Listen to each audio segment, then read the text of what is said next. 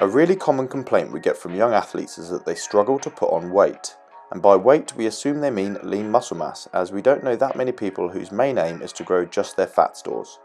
But for all types of sports and training desires, it can be really frustrating if you want to do something or want to achieve something, put in a ton of work and not get the result in the end. In life, education and mentors can help speed up our learning process and help us to not make the same mistakes others have made in the past, so we can achieve more. It's worth noting here that not every individual is looking to build muscle mass or training to see objective results. For some people, training is about feeling good and well-being, and that's also really important. Don't take it as all athletes for one size fits all.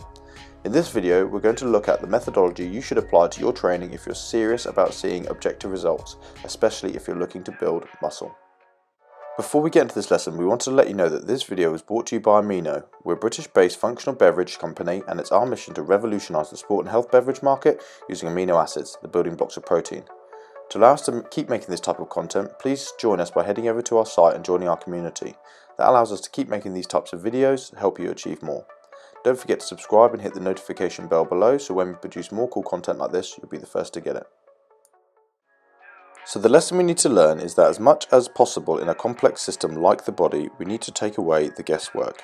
You have to use science as much as possible in your planning, as random attempts won't cut it when it comes down to sustainable changes.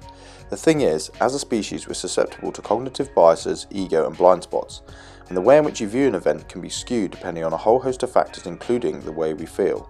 That being said, numbers can be perceived as putting too much pressure on an athlete, and if that is the case, then they shouldn't be used at that moment in time.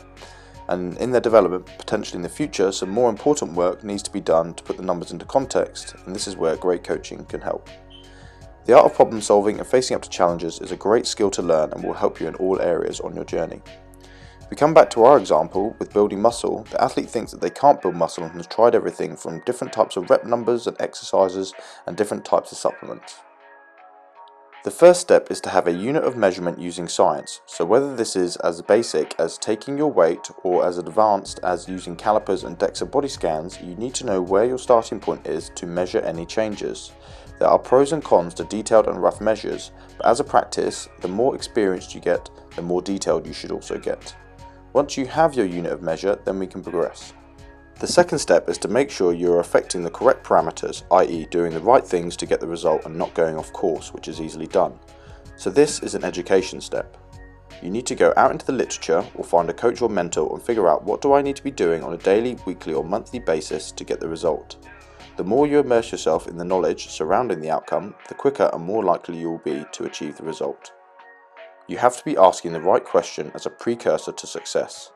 In our example, once you start looking around on the internet or in books or with a coach about how to build muscle, it will become very clear that you have to increase your calories to achieve muscle growth as a foundational principle. The energy we store in our bodies doesn't magically appear, we have to consume it. So if your aim is to build muscle, you need to increase your calorie intake on a daily basis above what you burn, with a large percentage of these calories coming from protein ideally.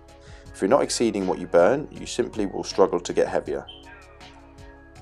The final steps are to execute and remeasure at consistent intervals so you can check that you are on course.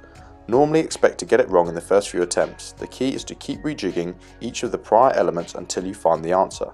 Science plus some education alongside resilience and determination is the key to your success.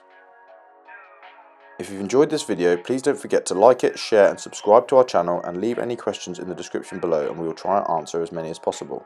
Until next time, keep crushing it.